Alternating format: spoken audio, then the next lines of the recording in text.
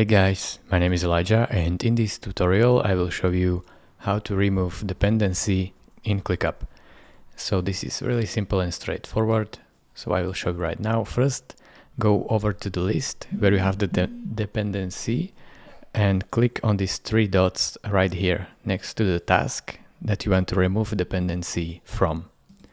Click on it, then it will show you this window, and all the way down you can see dependencies. Click on it as well.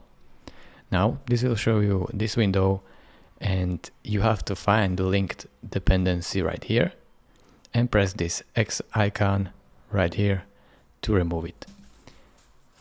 As you can see, it disappeared, so our dependency is removed.